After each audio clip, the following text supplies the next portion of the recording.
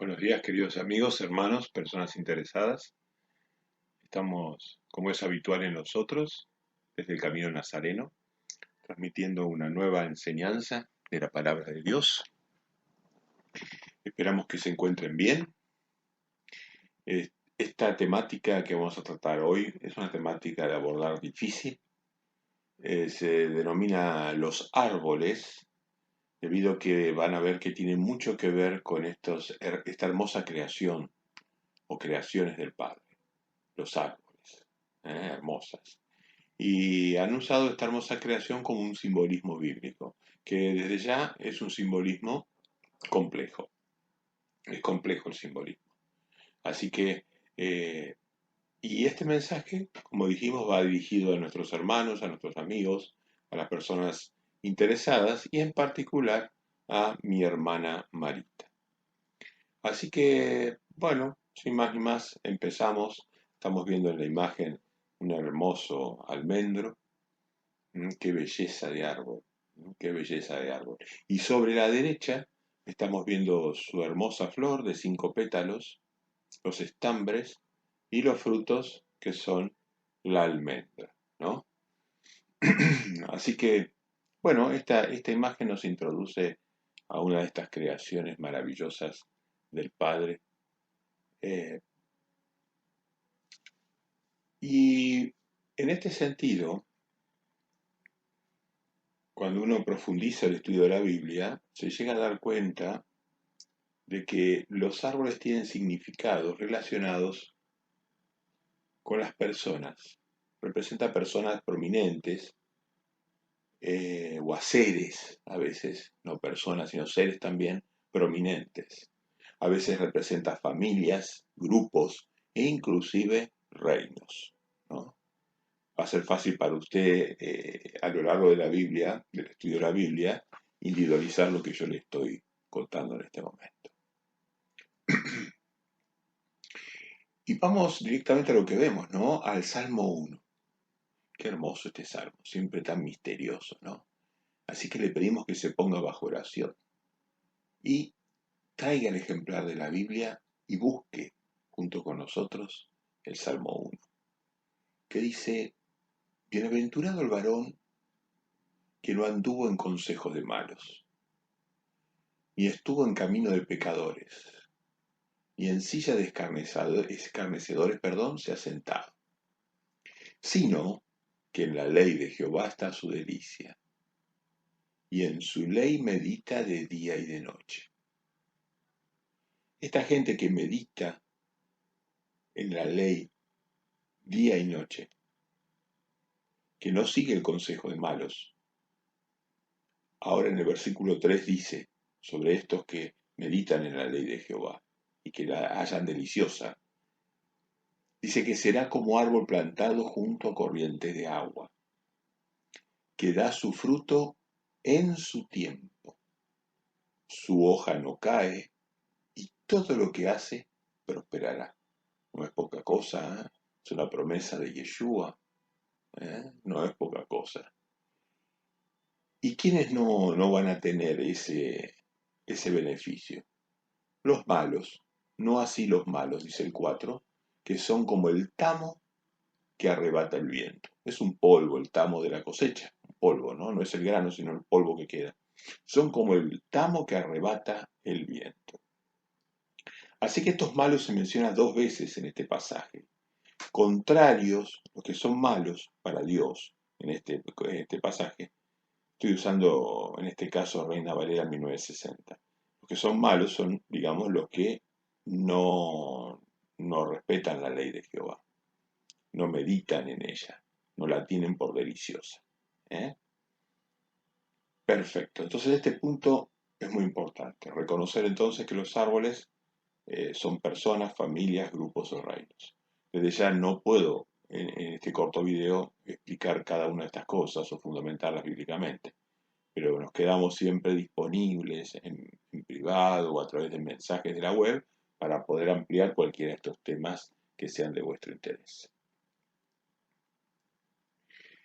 Uno de los primeros ejemplos que doy para fundamentar es el árbol de Daniel 4:25. el árbol de Nabucodonosor, conocido, ¿no?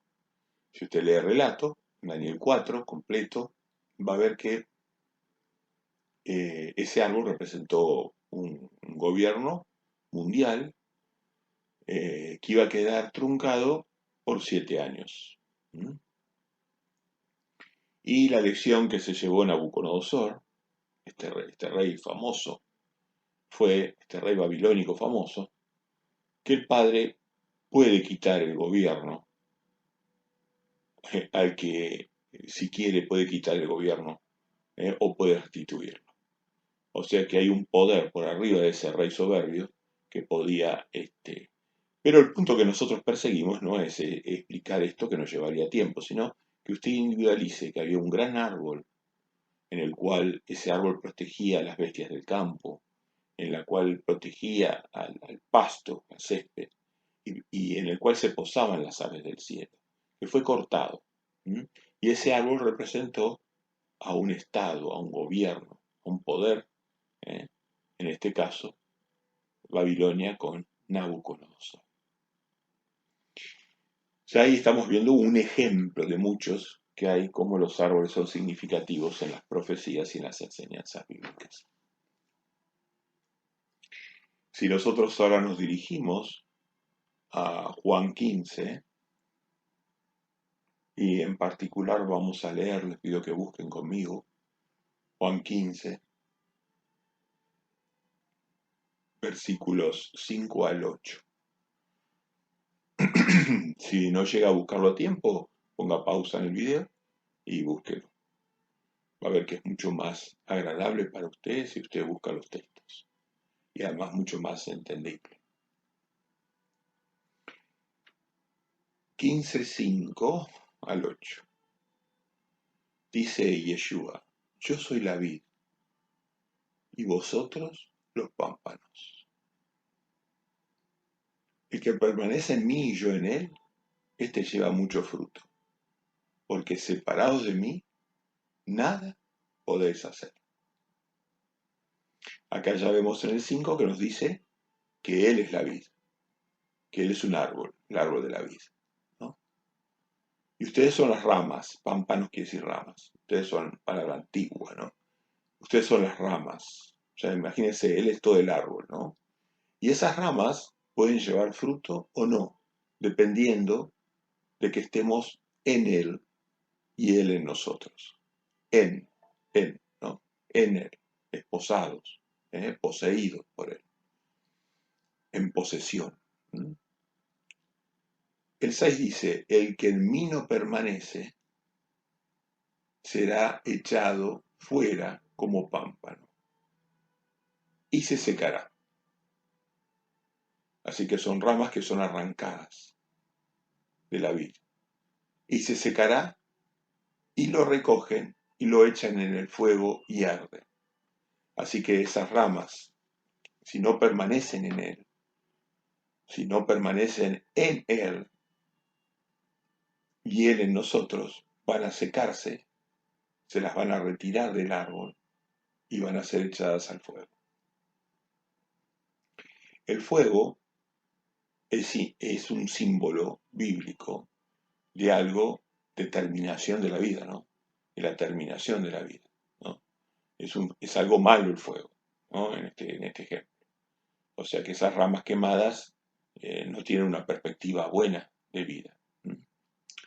El 7 dice, si permanecéis en mí y mis palabras permanecen en vosotros, si permanecéis en mí y mis palabras permanecen en vosotros. Qué importante, ¿no? Las palabras que decimos son exclusivamente las que dijo el maestro o agregamos de nuestro propio vocabulario, ¿no? Si mis palabras permanecen en vosotros, pedid todo lo que queréis y os será hecho. El 8 dice, en esto es glorificado mi Padre, en que llevéis muchos frutos y seas así mis discípulos. Y justamente a sus discípulos le había pedido que fueran por todas las naciones y que predicaran el Evangelio, ¿no? Predicar el Evangelio y haciendo discípulos. haciéndolo discípulos, enseñándoles sus mandamientos, ¿no? Lo ven en Mateo 28, en Mateo 24. Mateo 24, Mateo 24, 14, 28, 18 al 20. Vemos que el fruto que se refiere el maestro, si ustedes analizan esos textos, es el hacer discípulos con misericordia. Hacer discípulos en justicia, misericordia, fe y amor. Está pidiendo ese fruto. En esto es glorificado mi Padre, en que vos llevéis mucho fruto. Es decir, que esas ramas colgadas de la vid tenían que dar fruto. Fíjense que en la imagen se ve que la vid da racimos, ¿no? Ejad, en hebreo ejad, son congregaciones, ¿no? De una misma rama puede colgar varios grupos humanos, ¿no? Las uvitas son personas, ¿no? Son dulces para Dios. Y esas ramas pueden cargar más de un racimo. En esto es glorificado mi Padre, en que llevéis mucho fruto. Y todas las ramas tienen que llevar fruto. Fíjese, ¿no? No es que dice algunas ramas, ¿no? Dice, porque si no permanecemos en él, vamos a ser echados al fuego. No hay una tercera clase. Están los que producen frutos y los que no producen frutos. Así que no se deje, no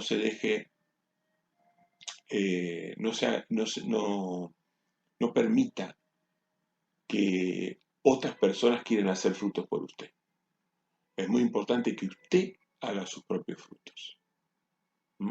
Cada uno de nosotros haga discípulos, se convierta en una persona que pueda llevar el Evangelio y pueda de esa manera convertir a las personas, llevarlas para el lado de Yeshua y Jehová y su magnífico reino, su eterno reino. Así que bueno, acá vimos la vid, un árbol importante, y en resumen, las ramas sin Cristo no dan fruto y les termina pasando el fuego, que como dijimos no es nada halagüeño, y es un símbolo de destrucción, muchas veces es un símbolo de destrucción inclusive eterna, el fuego. Así que, perfecto. En esta imagen vemos otro árbol, un árbol impresionante que le aconsejo, le solicito que investigue un poco sobre esto. Es impresionante. Yo he visto muchas filmaciones de esta situación. ¿Y qué estamos viendo en la imagen a la izquierda? Estamos viendo un grupo de artistas en un escenario que están actuando, celebrando, y atrás hay una imagen de oro que es el falso dios Prometeo. El dios Prometeo es un nombre que asume el enemigo. Ese enemigo que trata de difamar a Dios y a su Hijo y a su reino. Ese enemigo, Prometeo, que dice que robó la luz del cielo y se la trajo a los hombres. Bueno, fíjense que en primer plano los artistas o los espectáculos, en segundo plano una imagen súper ostentosa de este falso dios, y atrás un árbol de Navidad, quizás uno de los más importantes del mundo. Y atrás de eso, bueno, y arriba una estrella arriba de un árbol que está muy adornado. Es un árbol de esos fríos, de esos árboles de zona fría, de nieve, que tienen esos frutos duros, o esos frutos que realmente no sirven de alimento, ¿no? Coníferas con frutos duros. La estrella simboliza un ángel, obviamente, y es un ángel que se disfraza de ángel de luz, justamente, ¿no? Y el árbol muy adornado y bello, lleno de adornos, ¿no? Atrás, en el cuarto plano, atrás, aparece el famosísimo edificio 666. el 666. Van a ver que tiene un cartel en la punta del edificio. Si ustedes investigan, van a ver que tiene un cartel con el número 6666. Es el famoso edificio de el mega imperio del combustible. Y es Rockefeller. Lo digo así para que los motores de búsqueda no detecten la palabra. Es el famoso edificio ese, ¿no? Rockefeller, ¿no? Entonces, esta situación, esta gente siempre ha adorado a Prometeo, y Prometeo les dio el poder terrenal y la riqueza, y los placeres y todas las demás cosas que esta gente ostenta. Desde este árbol, porque él también se hace representar por un árbol, ¿no? O está en la cúspide de ese árbol, y el árbol en sí mismo está representando, ese árbol que es el árbol de Navidad, está representando a toda la gente que él tiene, que tiene bajo su dominio. Fíjense cómo esto de alguna manera se denuncia en la Biblia. Yo puse un solo texto, ¿no? Ustedes pueden seguir investigando. Jeremías 10 dice: oíd la palabra que Jehová ha hablado sobre vosotros, oh casa de Israel. Así dijo Jehová: no aprendáis el camino de las naciones, ni de las señales del cielo tengáis temor, aunque las naciones las teman. Porque las costumbres de los pueblos son vanidad. Porque el leño del bosque cortaron, obras de mano de artífice con buril. Con plata y oro lo adornan, con clavos y martillo lo afirman, para que no se mueva. Derechos están como palmera y no hablan, son llevados porque no pueden andar. No tengáis temor de ellos, porque ni pueden hacer mal, ni para hacer bien tienen poder. No hay semejante a ti, oh Jehová, grande eres tú, y grande tu nombre en poderío. Acá vemos los cultos de los árboles en los pueblos vecinos, inclusive por momentos la contaminación en el pueblo de Israel, era una cosa que se ha sostenido hasta hoy, ¿no? Por eso nosotros sabemos positivamente que el culto idolátrico a la Navidad y a los árboles, a los árboles de Navidad, es indirectamente una adoración a este falso Dios, o este Dios o príncipe, como le dice la palabra de Dios, Satán, ¿no? El príncipe del mundo. Satanás el diablo. Así que bueno, fíjense, este es otro ejemplo claro de cómo los árboles tienen una gran connotación. Ya en esta próxima imagen, estamos representando el árbol del conocimiento de la ciencia, o del árbol de la ciencia, o el árbol del conocimiento del bien y del mal. ¿Qué dijo Jehová en Génesis 2:16 y 17?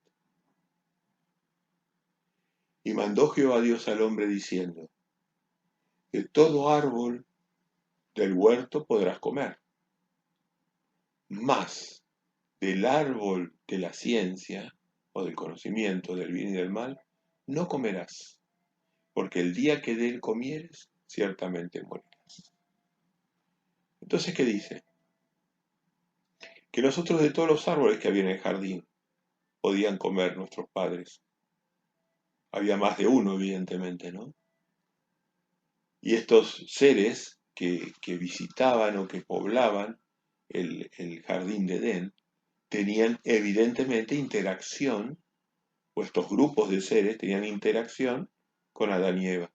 Y el Padre le dijo: de todo árbol podés comer, pero no del árbol del conocimiento del bien y del mal. Quiere decir que ese árbol era un árbol que él se reservaba el fruto. Nadie puede decir lo que está bien o está mal, sino solamente Jehová y su Hijo Yeshua. No hay otro yo soy o otro ser que pueda legislar o declarar lo que está bien o está mal, o tergiversar, anular una voz del propio Padre. a través de su Hijo. Uno ve que mucha gente, sin darse cuenta, come de ese árbol cuando uno le predica un mandamiento de Dios, pero él sale diciendo, esa persona dice, yo pienso, yo creo, está bien, esto ok, pero yo pienso, yo creo, en ese momento come del árbol. ¿Mm? Recuerden que comer es hacer la voluntad de alguien. ¿Eh? Cuando uno veía que Jesús decía, yo tengo un alimento que comer, ¿eh? Y hablaba de la voluntad de su Padre, ¿no? Comer, comer, en Juan capítulo 4, si mal no recuerdo, ahí se refiere al hecho de que comer es hacer la voluntad, ¿no?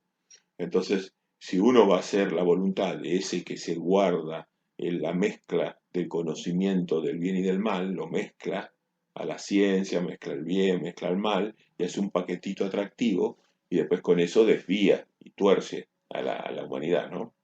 Así que el que comiera de ese árbol, usted podía comer del árbol del conocimiento, de la ciencia, de cualquier cosa, de la biología, de la ingeniería, de lo que sea de la construcción de casas, de la arquitectura, de lo que sea, del arte. Podía comer de cualquier árbol, pero no del bien y del mal. Eso es un tópico de Dios, porque es esencial para poder sostener la vida en este planeta. Así que tratamos nosotros de no pensar por nosotros mismos el bien y el mal, sino simplemente como predicaba Yeshua, sobre todo cuando se enfrentó al enemigo, que le decía, escrito está, Satanás. Y en ese caso él muchas veces dijo esa frase, escrito está, porque predicaba y legislaba, o sea, predicaba y ubicaba, exhortaba a la gente con textos de la Torá, del Viejo Testamento, ¿no? Él le decía, escrito está, o sea, no se puede cambiar lo que quería decir. Esto ya no tiene cambio porque está escrito. Téngalo bien presente eso. Otros símbolos que conllevan o que conviven con el símbolo de los árboles, por ejemplo, es el símbolo de las moscas. Las moscas, como usted sabe, generalmente andan en la suciedad y después muchas veces se posan en la comida para tratar de contaminarla. De hecho, las moscas cuando se posan en la comida, como estuvieron en la suciedad, transmiten gusanos.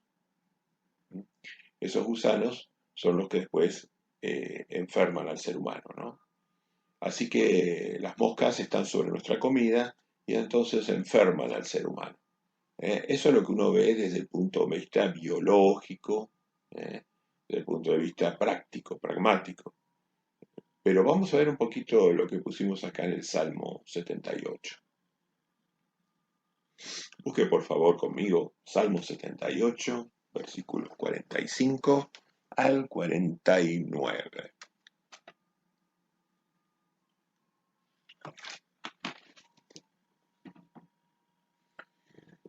Dice así, envió entre ellos enjambre de moscas que los devoraban y ranas que los destruían. Dio también al oruga sus frutos y sus labores a la langosta. Sus viñas destruyó con granizo y sus higuerales con escarcha. Entregó al pedrisco sus bestias y sus ganados a los rayos. Envió sobre ellos el ardor de su ira, enojo, indignación y angustia, un ejército de ángeles destructores. Fíjese, además de la poesía, ¿no?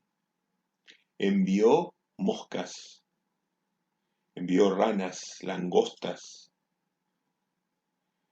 granizo, escarcha, rayos, y él lo llama un ejército de ángeles, malajines o mensajeros destructores. Es Jehová de los ejércitos. Jehová de los ejércitos comanda ejércitos de seres humanos a través de su príncipe de los ejércitos, comanda ejércitos de animales, de insectos, de seres superiores, angélicos, querubines, serafines, criaturas vivientes. Así que todos son sus ejércitos, hasta las bacterias, los virus, los hongos, son seres vivos, y todos les responden al comando de este ser maravilloso que es Jehová a través de su Hijo Yeshua. Así que vemos que esta es una metáfora que también nos va a servir para el punto que estamos desarrollando. La próxima imagen, vemos una ropa que está comida por una polilla. Esta es otra metáfora que usa el padre, que la usa para a veces comunicarse con sus hijos, para poder corregirlos, ¿no? Nosotros sabemos que aquella persona que no es corregida por Dios no es su hijo. Si uno no es corregido por Dios, si uno lo busca a Dios y no es corregido por Dios, entonces algo está andando mal. Dios corrige a aquel que ama. Y esto no me lo inventé, usted sabe que es un concepto bíblico, ¿no? Tenemos otros videos que explican este punto de la corrección de Dios. Así que vamos a darlo por bueno el punto. Entonces vamos a Isaías 51. Busquen por favor Isaías 51, 7 y 8. Dice así: Oídme los que conocéis justicia, pueblo en cuyo corazón está mi ley. No temáis afrenta de hombre, ni desmayéis por sus ultrajes. Así que este primer versículo, ¿no? Oídme los que conocéis justicia. El Salmo 119 y Deuteronomio 6, 25 dicen que la justicia son sus mandamientos. O sea, está diciendo, oídme los que conocéis mis mandamientos, pueblos en cuyo corazón está mi ley. La ley de mandamientos. No temáis afrenta de hombre, ni desmayéis por sus ultrajes. Es difícil predicar los mandamientos de Dios. Muchas veces nos echan o nos denigran o nos dicen cosas muy feas. Los que predicamos los mandamientos de Dios sabemos que eso es así. Te echan muchas veces de los lugares simplemente por predicar los mandamientos de Dios. A mí me lo han dicho así, me han echado cuando he estado predicando por simplemente predicar los mandamientos de Dios y hacerlo con humildad y con bondad. Pero más allá de eso, los mandamientos son lo que molestan, no la actitud de uno. Y nosotros estamos obligados a llevar el Evangelio. El Evangelio es arrepentimiento, es volver a los mandamientos de Dios. El Evangelio es arrepentimiento, creer en Jesús, escucharlo, seguirlo, y así recibir su reinado en nuestro corazón, para recién después poder llegar al reino de los cielos. Fíjese qué fácil que le expliqué el Evangelio. Eso lo va a ver en Marcos 1, 14 y 15, Mateo 4, 17, Hechos 26, 20. Ahí le dejo tres puntos donde usted pueda analizar bien claro el Evangelio. El teshuvá, el arrepentimiento, es volver a los mandamientos de Dios, volver a la ley de mandamientos de Dios. Ese es el mensaje de todos los profetas, de Yeshua y de Juan en el Apocalipsis. Todo coincide en la Biblia. La Biblia tiene la Torá, que es la enseñanza que bajó a través de Moisés. Después tiene los profetas. Después los libros de los Salmos, los Proverbios, los libros históricos. Después tiene la Besorá, un Nuevo Testamento. Las cartas, que son circunstanciales. Es muy difícil hacer doctrina con cartas, porque atienden condiciones particulares de cada una de las congregaciones. Hay personas que quieren extrapolar eso a hacer una doctrina. Y recuerde que teníamos que seguir los pasos con suma atención de Yeshua. Con suma atención a los pasos de Yeshua. Ningún predicador dice que sigan los pasos de él. Ningún apóstol van a ver que diga que sigan los pasos de él. Todos lo llevan a los pasos de Yeshua, de Jesús. El Salmo 39, siguiendo con el tema de la polilla, enmudecí, no abrí mi boca porque tú lo hiciste. Quita de sobre mí tu plaga. Estoy consumido bajo los golpes de tu mano. Consumir bajo los golpes de tu mano. Con castigos por el pecado corriges al hombre. ¿Dios castiga o no castiga? Por supuesto que castiga a quien ama. En Salmo lo va a encontrar un montón de veces. Castiga y en Proverbios a quien ama. Lo va a encontrar también en los Hechos de los Apóstoles, Pablo, Lucas. Dios corrige, castiga a que él ama. Con castigos por el pecado corriges al hombre. Y deshaces como polilla lo más estimado de él. Ciertamente vanidad es todo hombre. Selah. Y cuando pone Selah, en hebreo, es como una palabra clave que no se traduce. Que así como el amén o el aleluya, son palabras que no se traducen. Selah es un momento para la reflexión. Es un momento que ese párrafo está pidiendo una profunda reflexión de lo que está diciendo. Que uno pare y que se asegure de lo que está diciendo. Selah. Está poniendo énfasis. Entonces, con castigo por el pecado corriges al hombre. Con castigo, con el pecado, corriges al hombre. Y deshaces como polilla lo más estimado de él. Con castigo corriges al hombre y deshaces como polilla lo más estimado de él. O sea, las polillas se usan como un símbolo de que hay un castigo o va a haber un castigo y que está relacionado, obviamente, con perder el camino, perder la justicia de Dios, perder sus mandamientos, ¿no? Así que, polilla, no mandamientos, igual a maldición. Maldición en la Biblia es una palabra que viene de Deuteronomio 30, que empieza ahí, donde dice que yo he puesto la vida y la muerte delante de ti, escoge la vida. ¿Eh? Y después dice que él ha puesto la vida, la muerte, en la salud, la enfermedad, la bendición, la maldición. Entonces la maldición es que vaya mal, ¿no? Las personas que no toman el camino de Dios, el camino de sus mandamientos, de sus leyes, no les va bien. ¿Eh? Puede ser que por un tiempo parezca que sí, pero cuando uno empieza a ver su vida, van a ver que van a tener, que las bendiciones no se van a notar. Va a haber muchos problemas de salud, o problemas de relación, o problemas, algún tipo de problemas con los hijos, o problemas económicos, o problemas, lo que sea. Y los problemas económicos no son solamente por falta de recursos, sino por exceso de recursos, por preocupaciones económicas. ¿Eh? Así que la bendición es cuando lo contrario, ¿no? Uno ve que la parte económica está bien, no hay ni exceso ni defecto, que la parte familiar está muy bien, que la parte de la salud va bastante bien, y así sucesivamente. Nada es perfecto, por supuesto, en este mundo, pero la bendición de Dios se nota en la diferencia, ¿no? Así que bueno, la polilla es un simbolismo que Dios usa.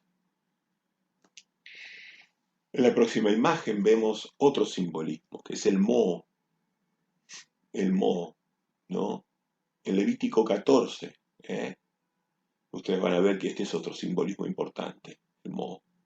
El moho es equivalente a los hongos que decimos nosotros, esos hongos que te enferman cuando los tenés en los hogares. Es algo sucio, es algo que emite esporas, esas esporas contaminan el cuerpo y generan todo tipo de problemas. Por eso la gente no los quiere tener, además de que son feos, ¿no? Muchas veces Dios genera estas situaciones para llamarnos la atención, para corregirnos, ¿no? Y por eso es importante que usted conozca estos mensajes. Si alguna vez usted ve alguna de estas señales en su vida y no entiende bien por qué es, tiene que buscar la respuesta en la palabra de Dios. Sobre todo si no tiene explicación. Si usted dice, bueno, se me rompió un caño y se me está llenando de hongos, bueno, fenómeno, tiene una causa. Pero si a usted le aparecen los hongos y no hay una causa segura, bueno, piense qué le está queriendo decir Dios. Esto está enseñado en Levítico, como él hacía aparecer en las casas estas manchas y tenían que hasta derribar las paredes para poder limpiarlas y a veces abandonar el propio hogar. Así que todas estas son señales, las moscas, las polillas, los hongos, son señales que muchas veces manda el Padre. Lo hemos visto innumerable cantidad de veces, como Él avisa de que va a haber un problema grave a través de estas señales. Y uno tiene que estar atento a estas señales cuando suceden. No digo torturado, porque uno si va por un buen camino no tiene que temer. Dios al contrario, Él está con nosotros y nos ayuda, nos apoya. ¿eh? Pero si uno no está yendo en, en un buen camino, bueno, entonces ahí Dios de alguna manera en su misericordia va a tratar de que nosotros que estemos apercibidos de que algo anda mal. Entonces, para no perder tiempo, dejo que ustedes lean Levítico 14. El moho es equivalente a la lepra de la casa, que es igual a enfermedad. O sea, la casa está de alguna manera enferma. La lepra, que es como una enfermedad que come, ¿no? La lepra era una enfermedad que sobre todo acaecía como castigo a las personas que le deseaban el mal a otras personas. Eso era terrible, ¿no? La persona que deseaba el mal a otro. O inclusive las personas que llegaban a hablar mal o le atribuían malas intenciones a las otras personas. Entonces enfermaban gravemente estas enfermedades que muchas veces no eran recuperables. Era como un cáncer externo que iba comiendo el cuerpo y los miembros iban cayendo. Así que Dios castigaba a las personas con esas enfermedades en función de cómo ellos trataban a su prójimo. Si los trataban con falta de respeto, con falta de amor, hablando mal o deseándoles el mal. Así que bueno, esto era una enseñanza que se dejó muy clara en Israel. Otro símbolo son las ratas. Las ratas es un animal inmundo, hay muchísima información en la Biblia. Es un animal que no lo podemos comer, así como nosotros no podemos comer el cerdo o el perro. Son animales inmundos porque se alimentan de roña. Ellos son animales puros para Dios. Dios les dio ese rol. Pero para nosotros representan o nos simbolizan hombres que son impuros, que son sucios. O hombres, mujeres que son impuras o sucias, ¿no? Lo mismo los cerdos, apacentar cerdos, está en la Biblia, los que apacientan los cerdos, ¿no? Los cerdos o los cerdos que eran poseídos por demonios. Entonces, los cerdos representa un animal impuro, cuando representa un hombre o un ser angélico. Entonces, la rata también es un animal inmundo. Y en Levítico 11:29 dice, y tendréis por inmundo estos animales que se mueven sobre la tierra, la comadreja, el ratón, la rana, según su especie. Y en 1 Samuel 6:4 dice, y ellos dijeron, ¿y qué será la expiación que le pagaremos? Ellos respondieron, conforme al número de los príncipes de los filisteos. Bueno, esta historia es muy importante, yo se las quisiera contar, aunque sea brevemente, ¿no? Pero les resumo que las ratas, en esta historia de 1 Samuel 6, habían acaecido a los filisteos cuando ellos habían tratado, se habían robado y habían tratado con falta de respeto a los mandamientos de Dios que estaban ubicadas en el arca del pacto. El arca del pacto era un cofre de oro, el cofre está diseñado para contener algo y contenía lo más sagrado que tenía el pueblo de Israel y que seguimos teniendo el pueblo de Israel, los injertados en Israel, como dice el apóstol Pablo. ¿Qué tenemos? Son los mandamientos de Dios, los 10 grandes mandamientos. Entonces estos filisteos habían, digamos, desconsiderado o maltratado o con falta de respeto habían tratado el arca del pacto que contenía las 2 tablas del pacto. Entonces, las ratas se relacionaban y obviamente también adentro del arca del pacto no solo ha estado las tablas, sino estaba la vara de almendro que tenía almendros y flores, ¿no? Las ratas están relacionadas con los almendros, ¿no? Pero el punto es que las ratas, ahí en la fotito se está comiendo un frutito de un árbol, posiblemente, no sé qué árbol sería, pero la ratita está comiendo frutitos de los árboles, ¿no? Entonces Dios le mandó la plaga de ratas, se las mandó Dios la plaga de ratas, y les comieron los frutos a los filisteos. Y después, ¿qué dejaron las ratas? En las heces y en la orina dejaron enfermedades. Esas enfermedades provocaban tumores, ¿no?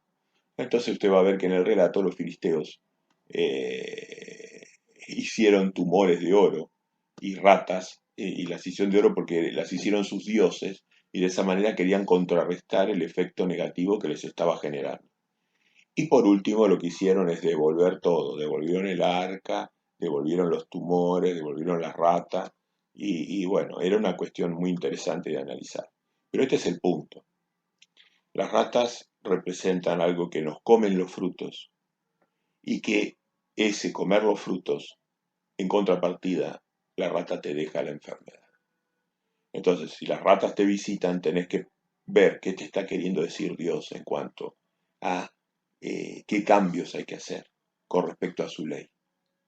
Qué cambios hay que hacer, porque esas ratas que te alejan de la ley de Dios eh, comen tus frutos y en contrapartida van a dejar enfermedad. Y esa es la señal que el Padre hace para que las personas vuelvan y reaccionen. Muy bien. En la imagen siguiente vemos justamente una representación artística de lo que pasó con el arca, que de vuelta contenía las tablas, las dos tablas de los 10 mandamientos. Cada tabla representa una el amor a Dios y el otro el amor al prójimo, que son los dos más grandes mandamientos que se apoyan en esos 10 mandamientos, ¿no? Entonces, estos filisteos trataron con falta de respeto porque lo pusieron junto con el dios Dagón en sus tesoros. Y bueno, el dios Dagón apareció destruido. Y bueno, muchas cosas extrañas le sucedieron a partir de faltar el respeto a los mandamientos de Dios. Muchos filisteos murieron. Inclusive la gente que no estaba santificada dentro del pueblo de Israel, que tocó el arca, murió también, hasta ese punto, ¿no? Dios era muy celoso de su ley y sigue siendo tan celoso de su ley como Dios no cambió, es la misma personalidad, los mismos valores, las mismas situaciones. Y para eso, para evidenciar esto, que su relación con los mandamientos no ha cambiado, puse estos tres capítulos claves del Apocalipsis, para que ustedes lo analicen con cuidado. Apocalipsis 11, Apocalipsis 12 y Apocalipsis 14. ¿En qué contexto está esto? Esto está en el contexto de la séptima trompeta, de la última trompeta. ¿Y se acuerda lo que decía Pablo al sonar de la última trompeta? ¿Qué iba a pasar? Que íbamos a ser transformados, o que los que murieron en Cristo iban a ser resucitados y arrebatados. Entonces, bueno, es un momento trascendente, ¿no? Es el momento que Yeshua se lleva a los suyos, que los resucita y los lleva. El sonar de la séptima trompeta. Y fíjese que un momentito antes de que termine de sonar la trompeta y suceda esta cosa maravillosa que todos esperamos con ansia, la venida del Adón, de Yeshua, de Jesús, el Cristo, como usted le diga. Eh, mientras está sonando la trompeta, le voy a leer lo que dice el Apocalipsis. 11:18. Y se airaron las naciones, y tu ira ha venido, y el tiempo de juzgar a los muertos, y de dar el galardón a tus siervos los profetas, a los santos y a los que temen tu nombre, a los pequeños y a los grandes, y de destruir a los que destruyen la tierra. Claro, destruir porque después de la séptima trompeta aparecen los tazones de la ira, ¿no? Y no va a ser nada lindo eso, de los que se queden o los que nos quedemos. Le aseguro que en ese sentido le recomiendo que no se quede en la tierra para los tazones de la ira, ¿no? O que sea objeto de la ira de Jehová, ¿no? En el día de su ira. Entonces, en las trompetas, al sonar de la última trompeta, su pueblo va a ser arrebatado. Y a los que temen tu nombre, los pequeños y los grandes, llegó el momento, ¿no? Pequeños, grandes, no solamente a los santos y a los profetas, a los siervos. ¿eh? Es un momento de una gran cantidad de personas que están transformándose sus vidas en cuerpos, digamos, glorificados, como se llaman, ¿no? En los cuerpos como el que mostró Yeshua cuando vino a la tierra después de resucitar. En Apocalipsis 11:19 dice, y el templo de Dios fue abierto en el cielo, y el arca de su pacto se veía en el templo. Hubo relámpagos, voces, truenos, un terremoto y grande granizo. El relámpago, las voces, los truenos, el terremoto, el granizo sobre todo, son emblemas o símbolos ¿son símbolos de qué? De juicios. De juicios. Entonces el templo de Dios, cuando está sonando la séptima trompeta, el templo de Dios fue abierto y se veía ¿qué? El arca de su pacto. El arca del pacto que había copiado Moisés, perdón. Moisés la había copiado porque se tuvo una visión celestial donde Moisés copió el Mishkan, el tabernáculo con todos los instrumentos, entre ellos el arca. Entonces, el arca de su pacto que está en la Sion celestial, desde ahí quiere decir que desde el arca, desde los mandamientos de Dios, va a salir el juicio. Va a salir el juicio de la humanidad. Por eso Jesús decía, si tú quieres vivir, guarda los mandamientos. ¿Cuáles? Y le indicó los 10 mandamientos de Moisés. En Mateo 19, ¿no? 19, 17. Entonces acá vemos claramente que en la séptima trompeta, el templo, se ve el templo de Dios, se ve el arca, y desde el arca, que es universal, los mandamientos de Dios son universales y atemporales, por eso tenemos 10 dedos, los 10 dedos no han cambiado, representan nuestras manos limpias en los mandamientos hacia Dios. Eso está explicado en los Salmos. Y muy bien, y los juicios para aquellos que no respetan los mandamientos de Dios. En Apocalipsis 12, dice 12:17, seguimos en instancias de la séptima trompeta y antes del primer tazón de la ira. Entre la trompeta y el tazón de la ira, en ese momento, que no sabemos cuánto tiempo será, cuánto va a durar. Entonces el dragón se llenó de ira contra la mujer, se fue a hacer guerra contra el resto de la descendencia de ella. ¿Quién es la descendencia de la mujer de Dios? En oposición al dragón, ¿no? Los que guardan los mandamientos de Dios. Ahí está. Ahí tiene relación con el arca del pacto. Los que somos injertados en Israel. Los que guardan los mandamientos de Dios y tienen el testimonio de Jesucristo. O sea, mandamientos de Dios y testimonio de Jesucristo. Los mandamientos de Dios, bueno, usted ya los conoce. Éxodo 20, Deuteronomio 5, y después están explicados en los 73 o en los 66 libros, según la Biblia que usted tenga, ahí están explicados los mandamientos de Dios. Están resumidos en 2, amar a Dios y amar al prójimo, y de esa manera amarnos a nosotros mismos, ¿no? Y los mandamientos de Dios son los santos en ese momento, son la gente de Dios en ese momento, y tienen el testimonio de Jesucristo. ¿Cuál es el testimonio de Jesucristo? El Evangelio, el que usted lleva, o el que usted debería llevar, que es el arrepentimiento, volver a los mandamientos de Dios, creer a Jesús, seguirle los pasos, hacer discípulos y recibir el reino de Dios de esa manera. Ese es el Evangelio, cortito. Marcos 1, 14 y 15, Mateo 4, 17, Hechos 26, 20. Búsquelo eso, le va a servir. Todo lo que le decimos es exclusivamente la palabra de Dios. Apocalipsis 14, 12, como si fuera poco, seguimos antes de los tazones, ¿no? Aquí está la paciencia de los santos, los que guardan los mandamientos de Dios, de vuelta a la misma historia, para que no quede ninguna duda. No le va a poder decir a Dios que usted no entendió esta parte. Aquí está la paciencia de los santos que están aguantando ciertas situaciones antes justo del arrebatamiento, ¿no? Aquí está la paciencia de los santos, los que guardan los mandamientos de Dios y la fe de Jesús. La fe sabemos que es la certeza de Jesús. La fe de Jesús es la certeza, la convicción sobre la doctrina, sobre su reino, sobre Jehová el Padre, sobre Yeshua el Hijo, sobre la presencia de ellos a través de su Espíritu Santo en nosotros. Eso es la fe, usted la conoce bien. Muy bien. Así que bueno, esto es muy importante, muy importante. No deje que el hombre con sus doctrinas que son diversas, hay tantas religiones como intereses creados hay.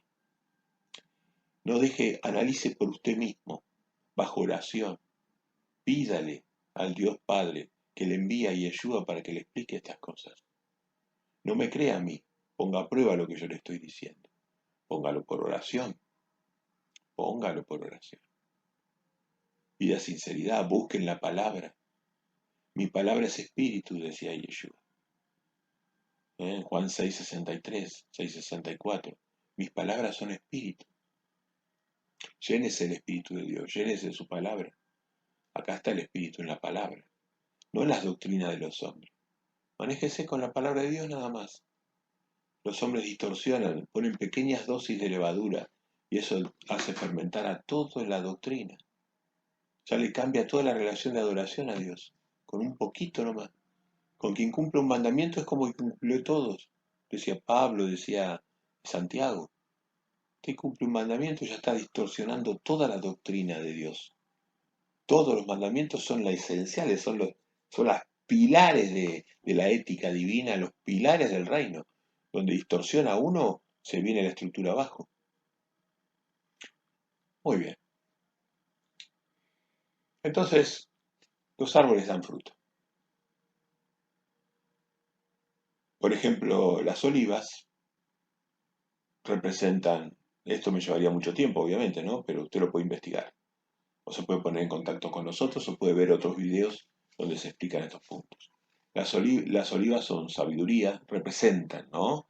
Las olivas, sabiduría, unción, Espíritu Santo, la inserción en Israel, ¿no? Todo eso representa las olivas, hermosos los frutos de oliva, ¿no? Ese fruto se quema en la menorá, se quemaba en el candelabro de 7 brazos y daba luz. Yo soy la luz, decía Yeshua, ¿no?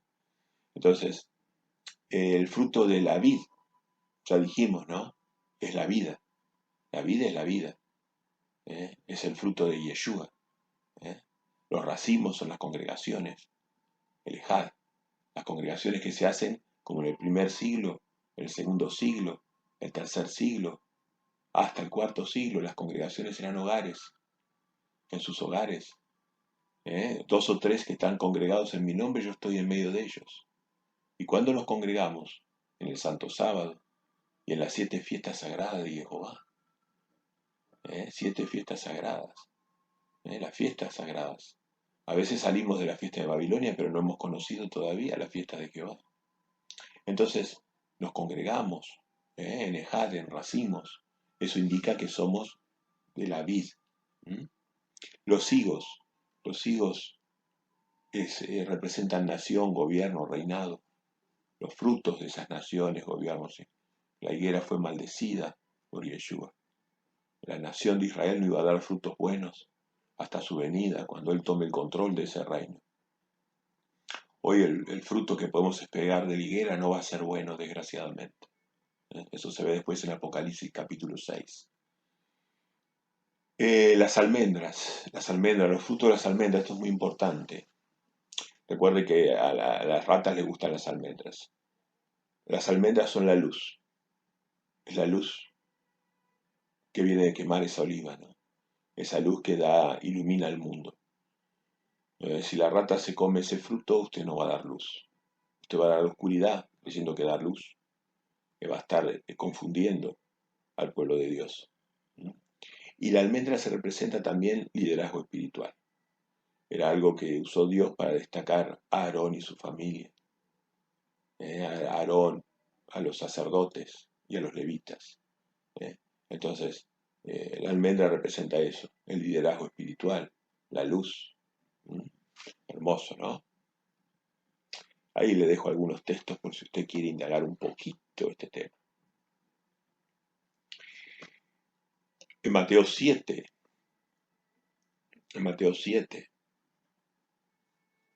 vamos a leer, busque Mateo 7, por favor, capítulo 13, por favor. Así que Mateo, capítulo 7, 13 al 19. Vamos a ver qué dice el Adón Yeshua, Jesús el Cristo, el Mesías, el Hijo del Dios vivo, Yeshua Emmanuel Jehová, el Hijo de Yah Jehová, el Todopoderoso, el Shaddai, que tuvo un hijo, unigénito y primogénito, que se llama Yeshua Emanuel, y es el que murió por nuestros pecados. Nos recompró. Es el rey del reino de Dios, del reino milenario.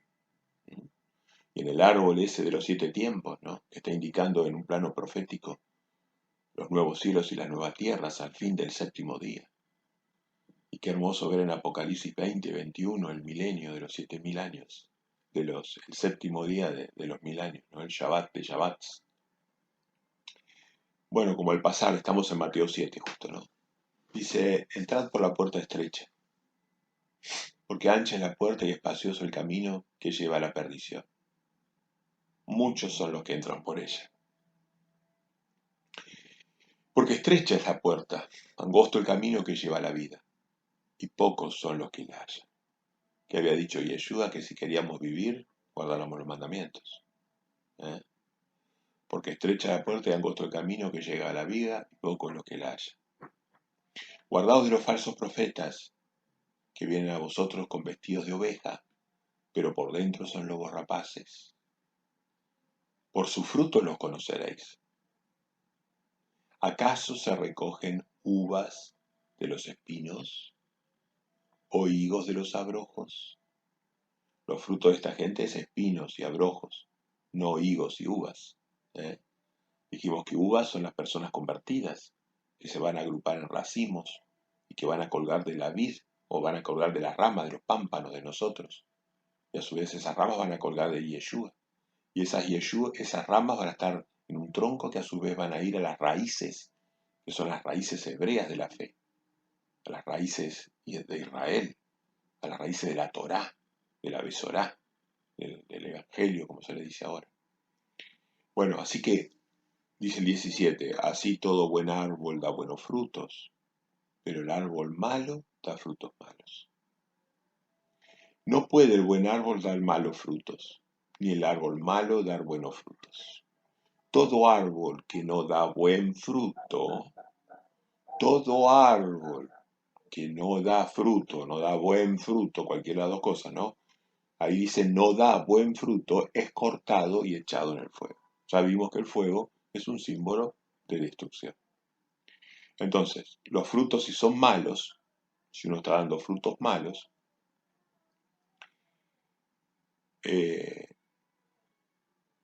acuérdense que dentro de los frutos malos, porque Yeshua maldijo a la higuera que no tenía fruto.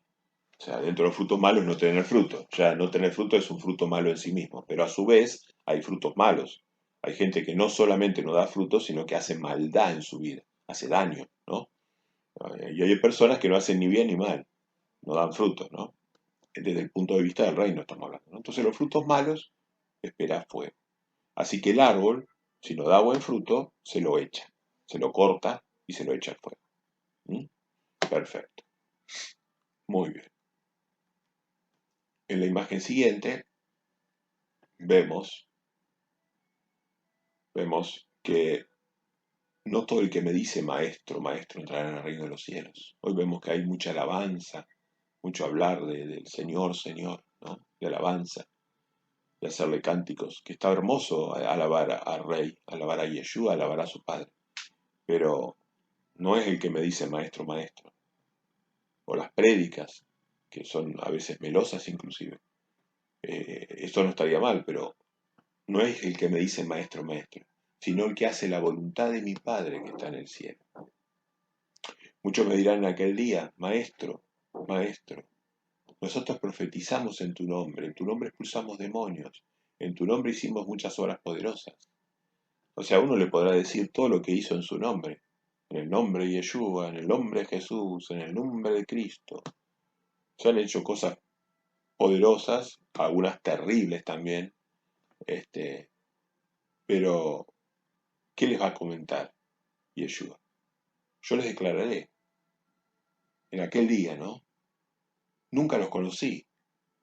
Apártense de mí, obreros sin ley. En esta versión está así escrito como obreros sin ley. Está bueno esa, ¿no? Porque eh, me permite clarificar.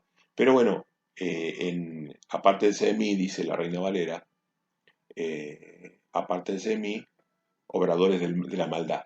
Y nosotros habíamos visto hoy que la maldad lo habíamos visto en el Salmo, que eran los que no respetaban la justicia, los mandamientos de Dios. Esos eran los malos para Cristo. Entonces, de cualquier forma, llegamos al mismo punto, ya sea en estas traducciones. Una vez vi el Mateo hebreo de Shem Tov, donde también decía los que no respetan la Torá, no respetan la ley, ¿no? Ahí ya hace una alusión más directa a la ley de Dios, ¿no?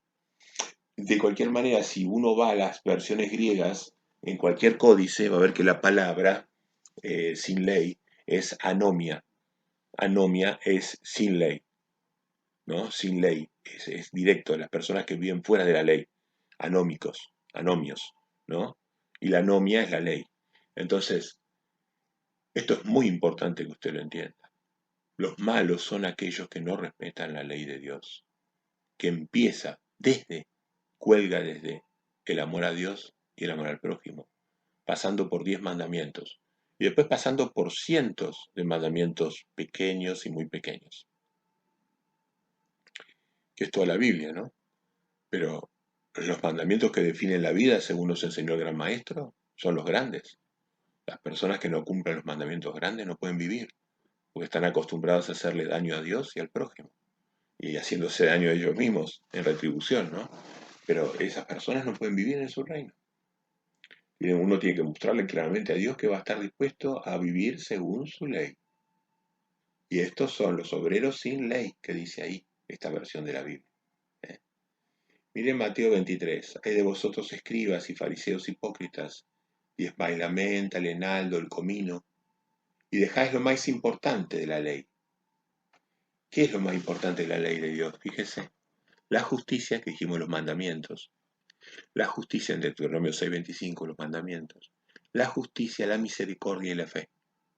Si esto es lo más importante de la ley, no la parte ritual, está diciendo Jesús, no, le está dando peso, no está descalificando lo ritual, pero pues lo ritual es simbólico, es sombra necesaria para entender cosas. Pero de la ley lo importante es la justicia, la misericordia y la fe. ¿Cómo es que la ley esa de Dios, la Torá, ha sido anulada? Entonces quiere decir que la justicia de Dios se modificó o se anuló, la misericordia se anuló, la fe se anuló. Eso es lo que representa la Torá de Dios. Es lo que Jesús dijo que no vino a abrogar, que no vino a cambiar. Así que tenga presente estos comentarios, son muy importantes. Acuérdese que no depende de eso. En aquel día le van a decir, Señor, Señor, hicimos grandes cosas. Nosotros predicamos, nosotros levantamos templos, levantamos esto, hicimos lo otro. Nunca los conocí. Ustedes, los que no respetaban mi ley, mis mandamientos, que no predicaban el verdadero evangelio del arrepentimiento, de creer en Jesús, de recibir su reino. ¿eh? Entonces, acuérdese que Gálatas 1:8 dice que aquella persona que distorsiona el evangelio, sea un ángel, o sea cualquiera, hasta un apóstol, cualquier persona que distorsiona el evangelio, es una persona que es anatema para Dios, es una persona que va a ser maldita por Dios. Entonces, bueno, nosotros no queremos eso. Cuando usted predique el evangelio, no se aparte. Vaya a Marcos 1:14 y 15 y grábeselo en su mente y en su corazón. Y hable desde el corazón. ¿m? No hable las palabras de este ser humano ni de cualquier ser humano. Hable desde las palabras del gran maestro, de Yeshua. Esas son las palabras que cuentan. Entonces vaya a Marcos 1:14. Yo acabo de decírselo, pero apréndaselo al Evangelio. Si no, no salga a predicar hasta que usted aprenda el verdadero Evangelio. ¿m? Así que guías ciegos, dice el maestro, ¿no? Ahí le puse Deuteronomio 6:25 como evidencia. Tendremos justicia cuando cuidemos de poner por obra todos estos mandamientos delante de Jehová nuestro Dios. ¿Cómo se va a abolir la justicia? Nunca se puede abolir la justicia de Dios. No cambia eso. Eso es eterno. La parte ceremonial sí, hay partes que ya se han ido cayendo, que ya fueron sombras que se fueron cumpliendo y ya no. Pero la parte ética, la parte moral, imposible. Así que bueno, tendremos justicia cuando cuidemos de poner por obra todos estos mandamientos delante de Jehová nuestro Dios. Y estaba hablando de los 10 mandamientos en Deuteronomio 6, porque en Deuteronomio 5 aproximadamente ya empieza a hablar de los mandamientos de Dios. Lea Deuteronomio 5 y 6, se va a maravillar de volver a tomar contacto con la verdadera ley de Dios. El proverbio 15, la reconvención es molesta al que deja el camino. La reconvención es molesta al que deja el camino, proverbio 15:10. Sí que es molesta. Duele, duele, hay que hacer cambios, pero son necesarios, son cambios de vidas, son cambios de bendición, son cambios que Dios bendice. ¿Y cómo bendice Dios? En moneda divina. ¿Cuál es la moneda divina? La alegría, la salud, la prosperidad. Todo eso es la moneda divina. No quiere decir que no vaya a tener problemas eventualmente, pero va a ver que Dios lo va a ayudar en sus problemas. No lo va a dejar, lo va a tomar de su mano. Le va a decir, no temas, porque yo estoy contigo. ¿eh? Qué hermoso ese texto, ¿no? No temas, porque yo estoy contigo. Yo soy el Dios que te exige. ¿eh? Que te exige. Bien. Entonces, la reconvención es molesta al que deja el camino, y el que aborrece la corrección morirá. Lamentablemente. El que aborrece la corrección morirá. Hay que escucharlo a Dios. Es así de...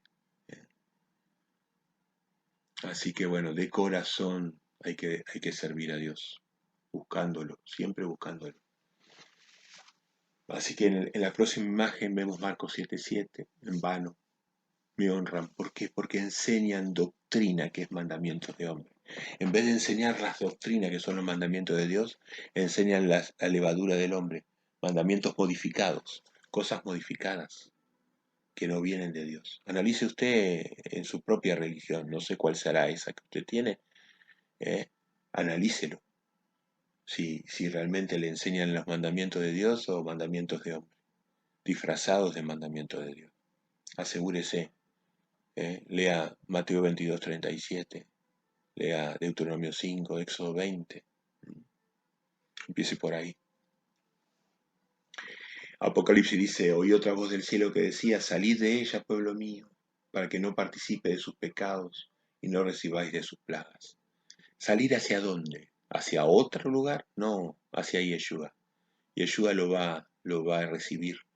Yeshua lo va a unir a una congregación o le va a hacer formar una congregación a usted. Así que bueno, confíe en eso, confíe.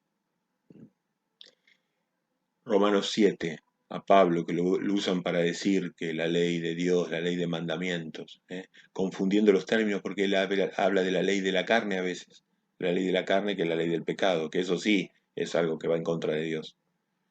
Pero la ley de Dios, la ley de los mandamientos, ¿no? ¿Qué dice? Fíjese Romanos 7:7 y véalo en contexto después. Pablo es confuso, si usted no es docto en la ley, se va a confundir. O es inconstante en el estudio de la palabra, se va a confundir. O escucha a la levadura del hombre. Romanos 7:7, ¿qué diremos pues? ¿La ley es pecado? En ninguna manera. Pero yo no conocí el pecado, sino por la ley. Porque tampoco conociera la codicia, si la ley no dijera, no codiciarás. Entonces dice él, ¿qué diremos? Como estaban diciendo muchos, ¿la ley es pecado? En ninguna manera. Yo no conocí el pecado sino por la ley. O sea que el pecado, obviamente que es el punto de partida, es no hacer el mal. Después tenemos que aprender a hacer el bien y Yeshua nos enseña. Pero ¿dónde dice Pablo? Yo conocí lo que está mal, el pecado, no codiciar, no mentir, no robar, no adulterar, no fornicar, no honrar a los padres y a la madre, no celebrar el santo sábado, no hacerse imágenes, no respetar el nombre de Dios, tener intermediaciones de otros seres, en fin, todo lo que refine la maldad, ¿no? Él lo aprendió gracias a la ley, pero ahora Jesús le aprendió no solamente no a hacer el mal, sino a hacer el bien. Hacer el bien es salvar a otros, hacer discípulos, tener el evangelio correcto, generar congregaciones, o lo que Dios le indique, actos de misericordia, la ayuda material a otras personas, cosas hermosas que Dios nos enseña, hacer el bien. Así que el pecado es ir en contra de la ley y de los mandamientos. Toda la palabra de Dios indica eso. Acá le dejo unos recortes que hice de la palabra anomia, sin ley, para si vamos a las versiones más comunes, donde dice en Mateo 7, y entonces los declaré, nunca os conocí, apartados de mí, hacedores de maldad. Habíamos dicho justamente que en el Salmo decía que los malvados, en el Salmo 1, léalo del 1 al 5, no eran los árboles que daban fruto, ¿no? Y los árboles que no daban fruto, bueno, iban a terminar en el fuego. Eso directamente de la maldad, relacionando con el Salmo 1. Pero si usted ve la palabra anomia, acá encontré la palabra en el Strong, en uno de los mejores diccionarios que existe, y dice que es lawlessness, sin ley. Law es ley en inglés, lawlessness. Perdone, pero encontré un Strong que estaba en inglés. Lawlessness. ¿Mm? Iniquity, o iniquidad es lo mismo, sin ley. ¿Eh? Iniquidad, iniquos, o lawlessness, personas que viven fuera de la ley. ¿Mm? La palabra 458, anomia, ¿eh? Anomia viene de nomos, el contrario del nomos, que significa ley, law, dice ahí en inglés. Lawlessness, de nuevo, lo mismo. Y después cuando uno se va a las interlineales, en la palabra 458, abajo, a la derecha, en Mateo, aparece justamente anomian, ahí está la palabra greia, aomiomia, y después traducida como lo sin ley, lawlessness. O sea que esa maldad que tradujeron las versiones más populares, en realidad se está refiriendo a los que viven sin ley de Dios. Así que lo vea como lo vea, desde los salmos, lo vea desde la etimología de las palabras, o desde los mateos hebreos, que ahí está bien claro que es la Torá. Así que bueno, los que no va a conocer son estos, los que viven sin la ley de Dios. Qué importante, ¿no? Y bueno, y acá les repito el Salmo 1. Los malos, estos malvados, son los que no van a dar fruto. ¿eh? No, no, no van a dar fruto. Porque no meditan en la ley de Jehová, no la respetan, no la conocen de corazón, no la predican, no la enseñan. Así que bueno, muchas gracias por la atención y el tiempo que me han solicitado. Espero que esto sea de ayuda, de bendición para alguna persona que lo escucha, y en particular eh, la persona que es objeto de este video. Y bueno, yo pido a Dios para que este video sea como un punto de duda en algunos corazones, para que los invite a investigar por ellos mismos. Obviamente uno no tiene que seguir a otros hombres, pero sí tiene que hacerse orarse las cosas. Y después tiene que ser valiente para implementar las situaciones y después va a venir la bendición de Dios. Va a venir como cuando abre las compuertas de los cielos, Dios, y cae lluvia en abundancia, ¿no? Dar frutos en la ley de Dios con un único mediador, que es el Cordero. Único mediador, el Cordero. Tiene que estar en usted y usted en él, y su palabra en usted, y solamente su palabra. Alejar los mediadores humanos, estas ratas, mediadores humanos, qué peligrosas son. Se comen sus frutos, y después no solamente se comen sus frutos, sino que provocan enfermedades. La palabra de Dios le dice hasta cómo uno debe comer para evitarse las enfermedades. Así que bueno, hasta eso le da Dios en su amor. Le dice qué alimentos lo van a proteger, lo van a ayudar. ¿Y qué le va a decir la rata? No, la rata es inmunda, come cualquier cosa. Entonces no se va a preocupar de su salud ni la de ella. Que alteran con sus mandamientos la ley de Dios. Alejar los mediadores humanos, las ratas estas que alteran con sus mandamientos distorsionados o con levadura, con agregados, la ley de Dios. Dar frutos en la ley de Dios con un único mediador, que es el Cordero, y alejar los mediadores humanos que alteran con sus mandamientos la ley de Dios. Así que la rata sobre el almendro es un símbolo de no fruto. ¿Y qué deja la rata también como símbolo? Enfermedad. Así que bueno, queridos hermanos, amigos y personas interesadas. Los amamos mucho y quedamos a su disposición.